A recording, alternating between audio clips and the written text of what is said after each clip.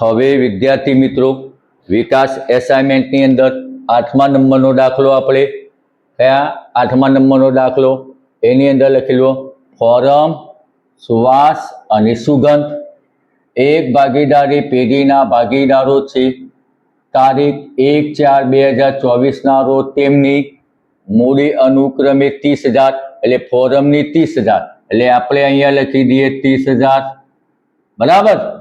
હવે બીજું મૂડી કેટલી સુવાસની 20,000 તો અહીંયા આપણે 20,000 લખ્યા અને સુગંધની કેટલી લખી 25,000 મૂડી લખી આપણે। વર્ષના અંતે નફાની વહેંચણી કર્યા પછી માલુમ પડ્યું કે મૂડી પર વ્યાજ ગણવાનું તો રહી ગયું છે તો સર મૂડી પર વ્યાજ ગણવાનું રહી ગયું છે તો એની ભૂલ સુધારણા નોંધ લખો બરાબર। હવે મૂડી પર વ્યાજ તો ગણવાનું રહી ગયેલું આવી આપણને ઉલ્લેખ આપેલો છે બરાબર। હવે મૂડી પર વ્યાજ કેટલા ટકા 6%। કેટલું 6% એટલે આપણે લખી દીધું 6% ચોપડીમાં આપેલું છે 6% વ્યાજ ગણવાનું રહી ગયું તો અહીંયા આપણે મૂડી પર વ્યાજ ગણી દઈએ પહેલા તો મૂડી પર વ્યાજ કેટલા ટકા 6% લેખે ચલો 30,000ના 6% કરો પેલા 30,000ના 6% તો કેટલું થાય કેલ્શિયમ મારી જુઓ એટલે કેટલું થાય +1800 આ વ્યાજ ગણવાનું રહી ગયું હતું આ સાચું વ્યાજ એ ગણવાનું રહી ગયેલું 20,000ના 6% એટલે કેટલું થાય આપણે +1200 25,000ના 6% 25,000 છે ને 6% કરો એટલે 25,000ના 6% કરો એટલે કેટલું થાય 1500 આ સાચું હોય ને એટલે મેં નિશાની કઈ મૂકી પ્લસ મૂકી જે સાચું એ પ્લસ મૂકી આપણે નિશાની। હવે 1 2 3 નો સરવાળો કરીએ કેટલું થાય 1800 + 1200 એટલે 3,000 થયા 3,000માં 1500 મેળવ્યા એટલે કેટલા થયા 4500।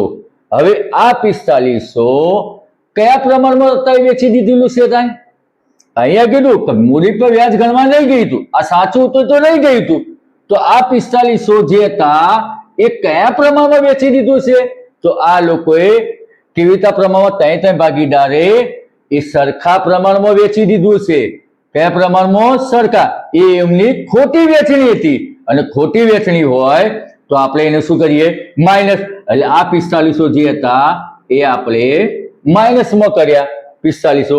હવે જે મૂડી પર વ્યાજ જે મૂડી પર વ્યાજ 4500 છે એ જેટલા કુલ નફામાં હવે 4500 જે છે એ નફાની અંદર એટલો શું કરશે ઘટાડો કરશે કયા પ્રમાણમાં વેચવાનું કીધું અહીંયા કોઈ નહીં એટલે 1:1 આ ત્રણ જણા સરખા પ્રમાણમાં વેચણી કરી છે એટલે અને ભાગ્યા કેટલા કરી દેવાના 3 કરવાના કેટલા કરવાના 3 એટલે ત્રણ ને 3 વડે કરીએ તો શું આવે -1500 બરાબર। હવે આપણે જોઈએ તફાવતની રકમ લઈ લઈએ આપણે તફાવતની રકમ હવે આપણે જોઈએ ચલો +1800 -1500 આમાંથી બાદ બાકી કરીએ તો કેટલા વધે 300 વધે મોટીની નિશાની મોટા 1800 એની નિશાની પ્લસ એટલે આ 300 + 300 બરાબર અને આપણે શું કહીશું જમા શું કહીશું આપણે જમા રકમ ચલો આ +1200 -1500 1500 માંથી 1200 કાઢો એટલે કેટલા વધ્યા -300 આ આપણે કઈ માઇનસ આવે તો ઉધાર હવે 1500 પ્લસ 1500 માઇનસ એટલે આ ડેશ અને આ પણ ડેશ હવે આપણે શું કીધું માઇનસ વાળું શું કરવાનું ઉધાર એક યાદ રાખજો માઇનસ વાળું શું કરવાનું ઉધાર તો ઉધારમાં કોનું નામ આવ્યું સુવાસ તો સુવાસના આમ નોટ લખી દેવાની સુવાસના મૂડી ચાલુ ખાતે ઉધાર આમ નોટ આપણે ભૂલ સુધારણા નોંધ કરી તારીખ વિગત ખાપા ઉધાર જમા એની અંદર આપણે આમ નોટ બનાવી દેવાની આ કઈ ઉધાર સુવાસના મૂડી ખાતે મૂડી પબ્લિક ચાલુ ખાતે ઉધાર કેટલા 300 હવે આ કોનું ફોરમ તે ફોરમના મૂડી ચાલુ ખાતે કેટલા 300 ઉધાર જમાની રકમ સરખી થવી જોઈએ બાબત જે હવે આપણે શું કીધું હતું ઉપાડ પર વ્યાજ જે ગણતરી થઈ હતી એ આપણે જે મૂડી પર વ્યાજની ગણતરી થઈ હતી 6% એ વ્યાજ ગણવાનું શું થયું હતું રહી ગયું તો મૂડી પર વ્યાજ 6% લેખે ગણવાનું રહી ગયેલ તેની ભૂલ સુધારણા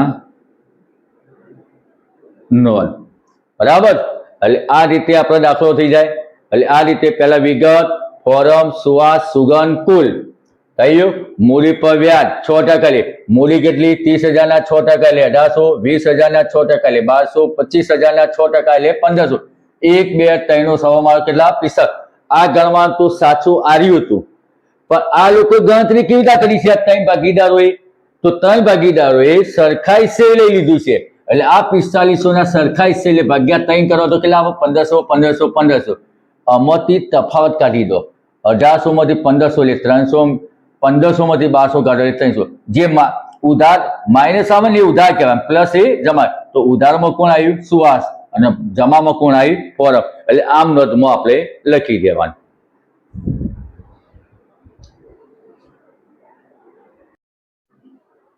હવે એસાઇનમેન્ટમાં આપણે જોઈએ 9મો દાખલો 3 ભાગીદાર જલ્પા અલ્ફા વિલ્પા પ્રમાણ આપ્યું 3:2:1 નફો નુકસાન વહેતા ભાગીદારો છે વિલ્પાને નફામાંથી ઓછામાં ઓછા 36,000 મળશે એવી ખાતરી બાકીના ભાગીદારો આપી છે વર્ષના નફો જે આપ્યો ₹1,80,000 થયો હોય તો બધા ભાગીદારો વચ્ચે નફાની વહેંચણી કેવી રીતે થશે પહેલા તો આપણે જોઈએ 3 ભાગીદારનું પ્રમાણ જલ્પા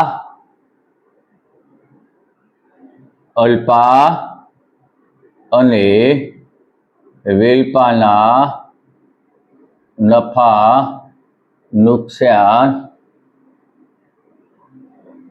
વહેંચણીનું પ્રમાણ બરાબર 3:2:1 બરાબર કુલ પ્રમાણ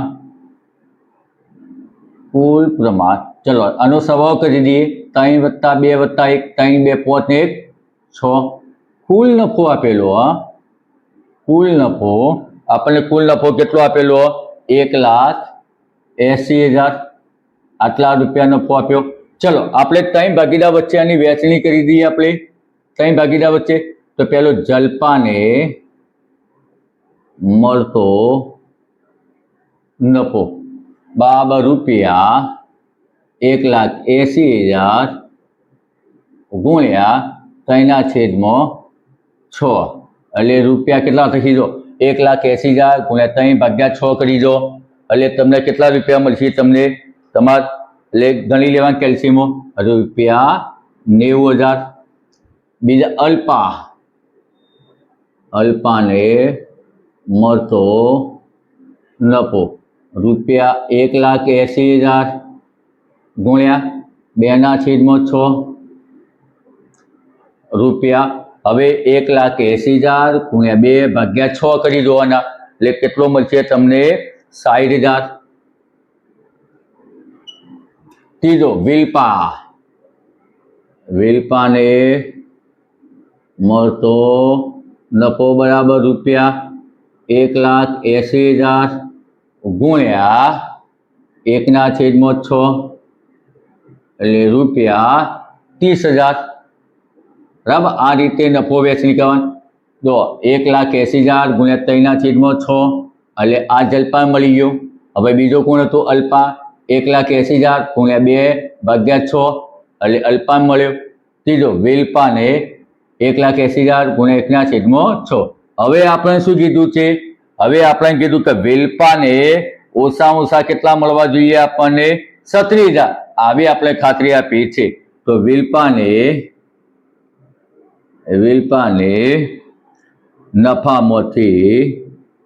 નફામાંથી ઓછામાં ઓછા 36,000 મળશે તેવી ખાતરી, આ ખાતરી કોને આપી? જલ્પાને અલ્પા, જલ્પા અને અલ્પાએ આપેલ છે. પરંતુ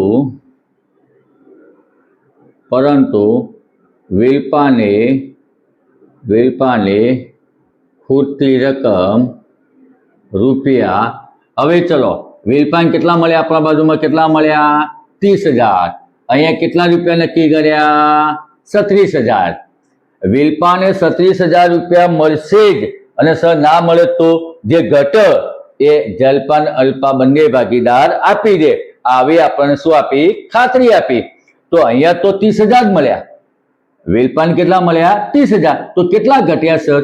તો 36,000 માંથી 30,000 કાઢી નાખીએ, એટલે 36,000 માઇનસ રૂપિયા 30,000 બરાબર રૂપિયા 6,000. ખૂટતી રકમ જલ્પા અને અલ્પા તેમના નફા નુકસાનના પ્રમાણમાં, હવે આ લોકો જલ્પા અને અલ્પા બંનેનું નફા નુકસાનનું પ્રમાણ કયું? 3:2. 3:2 ના પ્રમાણમાં આપશે. આ વિગત કરી, બરાબર થઈ ગયો. આપણે 3 જણા નફો વેચી દીધો. આ નફામાં વિલ્પાને આપણે શું કીધું હતું? 36,000 મળશે જ, નહીં મળે તો અમે ભાગીદાર, બંને ભાગીદાર તને ખૂટતી રકમ આપી દઈશું. તો ખૂટતી રકમ કેટલી?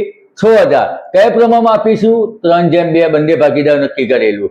તો હવે આપણે જોઈએ, જે 6,000 જે આપ્યા, આ 6,000 આ બંને જણા 3:2 ના પ્રમાણમાં આપી દેશે. એટલે નફામાંથી આપવાની રકમ, નફામાંથી આપવાની રકમ. ચલો પહેલું આપણે જોઈએ, પહેલો કો જલ્પા, બરાબર. હવે કેટલા ઘટ્યા? 6,000. તો 6,000 કયા પ્રમાણમાં? 3:2. એટલે કુલ પ્રમાણ કેટલું થયું? 5 થયું. 3 + 2 એટલે 5 થઈ ગયું, ગુણ્યા 3/5. એટલે રૂપિયા કેટલા થશે? રૂપિયા 6,000 ગુણ્યા 3/5 એટલે કેટલા થશે આપણને? 3600 રૂપિયા. કેટલા થશે આપવાના? 36. જલ્પા કેટલા રૂપિયા આપશે? 3600. હવે બીજું નામ કોણ? જલ્પા પછી અલ્પા. તો રૂપિયા 6,000 ગુણ્યા કયું પ્રમાણ? 2/5. એટલે રૂપિયા 6,000 ગુણ્યા 2/5. એટલે આનો તમે 6,000 ગુણ્યા 2 કરો, ભાગ્યા 5 કરી દો, એટલે કેટલા રૂપિયા આવશે? 2400. કેટલા આવશે? 2400 રૂપિયા આવશે. એટલે આ યુવાને આપવાની રકમ થશે, બરાબર. આ બંને ભાગીદાર, એટલે એવાનો નફો જે હતો જલ્પા ને અલ્પા, એના નફામાંથી આટલી રકમ આપી દેશે અને આની અંદર 6,000 ઉમેરી દેશે. એટલે છેલ્લો પોઈન્ટ વધ્યો. આપણે જો પહેલો પોઈન્ટ એવાનું પ્રમાણ લખ્યું, બીજો પોઈન્ટ નફો વેચ્યો, જે ઘટતો હતો એ લખ્યા, અને એ ઘટતી રકમ બંને ભાગીદારોએ જલ્પા અને અલ્પાએ આપી દીધી. હવે કેટલો નફો વધઘટ થાય ભાગીદારો વચ્ચે એ આપણે જોઈએ. તો ભાગીદારો વચ્ચે નફાની વહેંચણી પાત્ર રકમ. કેટલી રકમ વેચાતી? વિગત જલ્પા એના રૂપિયા, બીજો ભાગીદાર અલ્પા એના રૂપિયા, ત્રીજો વિલ્પા એના રૂપિયા, અને આપણે કુલ એના. ચલો 3 ભાગીદારો વચ્ચે વહેંચણી થઈ જશે. આપણે તો આપણે નફાની વહેંચણી જે કરી એ પ્રમાણે નફાની ખરેખર વહેંચણી આપણે કયા પ્રમાણમાં, આ નફાની વહેંચણી કયા પ્રમાણમાં કરી? 3:2:1. 3:2:1 એટલે કેટલું પ્રમાણ હતું? 6 થતું હતું. કુલ નફો કેટલો હતો આપણે 1,80,000 1,80,000 अब आ 1,80,000 गुण્યા 3/6 કર્યા એટલે કેટલો આવ્યો જલપામાં 90,000 આવ્યો 90,000 બરાબર બીજું અલ્પાને આજે 1,80,000 ગુણ્યા 2/6 એટલે અલ્પાને કેટલો નફો આવ્યો તો 60,000 આવ્યો તો ત્રીજું 1,80,000 ગુણ્યા 1/6 એટલે કેટલો નફો આવ્યો તો 30,000 નફો આવેલો હવે આ ત્રણ નફા આવેલા એમાંથી તો આ 30,000 રૂપિયા વેલપાને 30,000 મળ્યા એટલે આપણે કેટલા નક્કી કર્યા હતા 36,000 તો કેટલા ઘટ્યા હતા 6,000 તો આ 6,000 બંને ભાગીદાર રૂપિયા આપી દીધા બંને એટલે એટલા આપવાની અને લેવાની રકમ એટલે લેવાની અને આપવાની થતી રકમ બરાબર હવે જો આપવાની હોય તો માઇનસ કરી એટલે આપણા નફો શું થશે ઓછો થઈ જાય અને 90,000માંથી જલપા કેટલા આપી દે છે 3600 એટલે માઇનસ 3600 અલ્પા કેટલા રૂપિયા આપશે 2400 રૂપિયા એટલે માઇનસ 2400 હવે આ બંને જણા કોણ આપી દેશે વિલપાની ખૂટતી રકમ આપી દેશે એટલે કેટલા આપશે 6,000 રૂપિયા આપી દેશે બરાબર હવે કેટલો તફાવત વધ્યો એ આપણે જોઈ લઈએ એટલે નફાની જેટલી રકમ વર્ગ થાય એ જોઈએ એટલે નફાની ખરેખર વેચણી બરાબર 90,000માંથી 3600 તમારે કાઢી દેવાના 90,000માંથી કેટલા કાઢી દેવાના 3600 એટલે રૂપિયા 86,400 60,000માંથી 2400 લેસ કરવાના માઇનસ કરી દેવાના બરાબર એટલે રૂપિયા 57,700 હવે 30,000માં પ્લસ 6,000 કરી દેવાના એટલે કેટલા થશે 36,000 રૂપિયા બરાબર એટલે આપણે 1 2 3 નો સરવાળો કરીએ તો આટલા રૂપિયા 1,80,000 થઈ જાય એટલે આ રીતે દાખલો ગણી શકાય બરાબર એટલે પહેલું એનું પ્રમાણ રકમ જે આપી એ પ્રમાણે બીજું એની નફાની વેચણી કરી દો ત્રીજું કેટલી રકમ ખૂટે છે એટલી લખો અને એ રકમ જે ખૂટે તે બે ભાગીદારો એના નફા નુકસાનના પ્રમાણમાં વેચી દો અને છેલ્લે પછી આ જે નફો વેચ્યો છે એ અને આ જે ખૂટતી રકમ આપવાની જે હતી એ આપવાની ને લેવાની થતી રકમ કરો જો આપવાની થાય તો માઇનસ કરો અને લેવાની થાય તો પ્લસ કરી દો બરાબર હવે 90,000માંથી આટલા કાઢી નાખો બાદ કરો 60,000માંથી 2400 બાદ કરો 30,000માં 6,000 એટલે આપણો દાખલો આ દાખલો આપણે પૂરો કર્યો આ દાખલા નંબર કયો તો આપણે જોઈએ તો 9મો દાખલો હતો કયો દાખલો 9મો એસાઇનમેન્ટનો 9મો પ્રકરણનો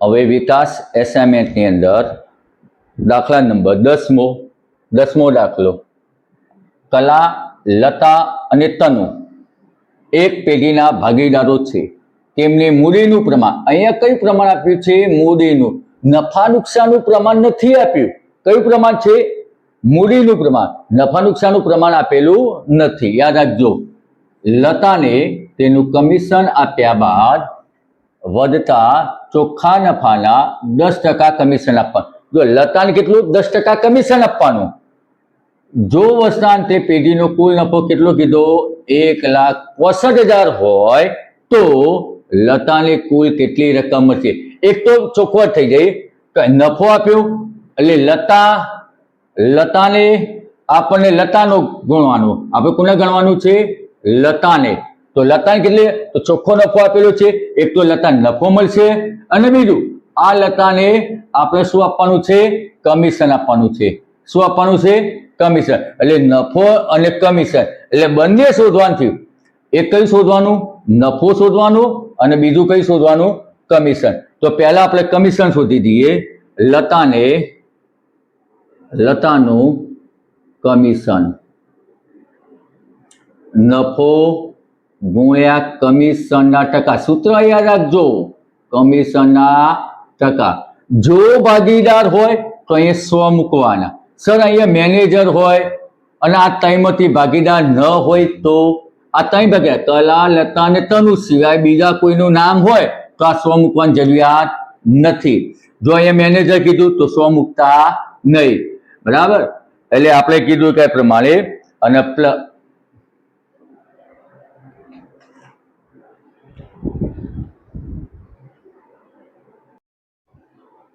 હવે વિકાસ એસાઇનમેન્ટની અંદર આપણે દાખલા નંબર 10 કલા, લતા અને તનુ એક પેઢીના ભાગીદારો છે. મૂડીનું પ્રમાણ, એ નફા નુકસાનનું પ્રમાણ આપેલું નથી. મૂડીનું પ્રમાણ, લતાને તેનું કમિશન આપ્યા બાદ વધતા ચોખ્ખા નફાના 10% કમિશન. એટલે તો કમિશન શોધવાનું. એક પ્રશ્ન પહેલા ક્લિયર થઈ ગયો કે લતાનું કમિશન શોધવાનું. જો વર્ષનાંતે પેઢીનો નફો 1,65,000 હોય તો લતાને કુલ કેટલી, એટલે આ નફો આપ્યો એટલે લતાને કેટલો નફો મળશે તે શોધવાનું. બે પ્રશ્ન થયા. એટલે કમિશન અને નફો આ બંને શોધો એટલી લતાની રકમ મળવી જોઈએ. એટલે પહેલું આપણે જોઈએ લતાનું કમિશન. લતાનું કમિશન, બરાબર. લતાનું કમિશન શોધવું હોય તો નફો ગુણ્યા કમિશનના ટકા છેદની અંદર 100 પ્લસ કમિશનના ટકા. આ ક્યારે લખવાનું? જ્યારે ભાગીદાર હોય તો. આ 1, 2, 3 ભાગીદારનું નામ હોય તો આ કમિશનના ટકા લખવાનું. જો અહીંયા મેનેજરનું કમિશન હોય તો કમિશનના ટકા લખવાની જરૂરિયાત નથી આપણે, બરાબર. ચલો, નફો કેટલો આપ્યો? 1,65,000 રૂપિયા. ચલો, કેટલા ટકા કમિશન? 10%. ચલો, આ 100 પ્લસ કમિશનના ટકા 10 રૂપિયા. 1,65,000 ગુણ્યા 10 છેદમાં 110. ચલો, હવે 1,65,000 ગુણ્યા 10 અને ભાગ્યા 110 કરો એટલે કેટલા રૂપિયા થશે તમારે? 15,000 રૂપિયા આવશે. કેટલું આવશે? 15,000. આ શું? લતાનું કમિશન. આ શું શોધ્યું આપણે? લતાનું કમિશન. હવે બીજો પોઈન્ટ આપણે લઈએ. આપણે આ લતાનું કમિશન શોધ્યું. હવે બીજું, આખા પેઢીમાં કેટલું આપ્યું આપણને? પેઢીનો નફો કેટલો? 1,65,000, બરાબર. એમાંથી આ કમિશન આપણે શું કરીએ? કાઢી નાખીએ. એટલે આપણે કહેવાય કમિશન બાદ નફો. એટલે આના પરથી સૂત્ર બની ગયું. અને બીજું નામ કયું કહેવાય? એ પછી આપણે સૂત્ર લખીએ. આનું બીજું નામ વેચણી પાત્ર નફો પણ કહેવાય. કમિશન બાદ નફો પણ કહેવાય, વેચણી પાત્ર નફો. તો આના પરથી સૂત્ર, આ સૂત્ર લખવામાં તમારો ફાયદો કયો? નફા માઇનસ કમિશન. એટલે નફો માઇનસ કમિશન, બરાબર. હવે આપણે નફો કેટલો આપ્યો? રૂપિયા 1,65,000 માઇનસ રૂપિયા કેટલું કમિશન આવ્યું? આપણે કમિશન કેટલું લાવ્યા? આપણે 15,000 રૂપિયા. એટલે 15,000 રૂપિયા. હવે 1,65,000 માંથી 15,000 કાઢી નાખે એટલે કેટલા વધ્યા? 1,50,000. આ શું આવ્યું? કમિશન બાદ નફો. હવે 3 ભાગીદાર કયા? કલા, લતા અને તનુ. કલા, લતા અને તનુ ના નફા નુકસાન વેચણીનું પ્રમાણ. અહીંયા જો પ્રમાણ કોનું આપેલું છે? મૂડીનું. પણ નફા નુકસાનનું પ્રમાણ આપેલું નથી. આખા દાખલામાં નથી. તો આપણે કયું પ્રમાણ ના હોય તો કયું પ્રમાણ લેવામાં આવે? સરખાશે. કયું? સરખાશે. કુલ પ્રમાણ 1, 2 અને 3. કુલ નફો આપણે નફો શોધ્યો કેટલો? 1,50,000, બરાબર. હવે આપણે કોનું ફક્ત રકમ કોની શોધવાની છે? લતાની. તો આપણે લતાની ખાલી નફો શોધવાનો. તો લતાને મળતો નફો, બરાબર. કુલ નફો કેટલો? 1,50,000 ગુણ્યા, ચલો લતાનું પ્રમાણ આપણે જોઈએ કેટલું? 1 અને કુલ કેટલું? 3. એટલે કેટલા રૂપિયા આવી જશે આપણને? 1,50,000 ભાગ્યા 3 કરીએ તો કેટલા આવે? 15 એટલે 50,000 રૂપિયા આવી જાય. 50,000 રૂપિયા આવે. કેલ્શિયમ મારી જોજો તમે, બરાબર. ચલો, હવે લતાને મળતી રકમ બરાબર બરાબર, નફો પ્લસ કમિશન. આપણે લતાને શું આપવાનું નક્કી કરેલું? નફો અને કમિશન બંને તને મળી જશે. તો લતાને કેટલો નફો મળ્યો? 50,000. કેટલો? 50,000. અને કમિશન કેટલું મળ્યું? આપણે ગણતરી મારી 15,000 રૂપિયા. કેટલું? 15,000. એટલે કેટલા રૂપિયા થયા? 65,000 રૂપિયા. નીચે લખી દેવાનું લતાને મળતી કુલ રકમ રૂપિયા 65,000 છે. બરાબર, આ રીતે ગણી દેવાનું. પહેલા લતાનું કમિશન શોધવાનું, કમિશન બાદ નફો. એટલે આ સૂત્ર બની ગયું, નફો માઇનસ કમિશન. બરાબર, આ જે આવે એમાં લતાનો ભાગ કાઢી નાખવાનો. લતાનો ભાગ કેટલો? 1/3 એટલે કેટલા આવે? 50. આ યાદ રાખજો, આ મૂડીનું પ્રમાણ આ પ્રમાણમાં વેચાય નહીં. આપણે નફા નુકસાનના પ્રમાણમાં જ નફો વેચાય. તો નફા નુકસાનનું પ્રમાણ તો આખા રકમની અંદર નથી આપેલું. ના આપ્યું તો સરખા હિસ્સે વેચી દેવું. હવે લતાને મળતી રકમ, તો લતાને શું આપવાનું નક્કી કર્યું? આપણે એક નફો આપવાનો અને બીજું કમિશન, અને નફો પ્લસ કમિશન બેનો સરવાળો મારી દો. આપણે પહેલા પ્રકરણના 10 દાખલા આપણે ગણી નાખ્યા, યુટ્યુબ પર મૂકી દીધા બધા. બીજો ભાગ પણ આવશે. એટલે આપણી ચેનલ જે હ એને શું કરવાની? તમારે સબસ્ક્રાઇબ કરવાની, લાઈક કરો અને શેર કરો. બધા હું એસાઇનમેન્ટના વિકાસ એકાઉન્ટની અંદર બધા જ હું દાખલા તમને ગણી આપીશ. બધા આવશે. એટલે તમે ચેનલને સબસ્ક્રાઇબ કરવાનું ભૂલતા નહીં, લાઈક પણ કરજો. બરાબર, એટલે બધા દાખલા હું તમને ઘણી બધા આપીશ. બરાબર, ચલો વિદ્યાર્થી મિત્રો.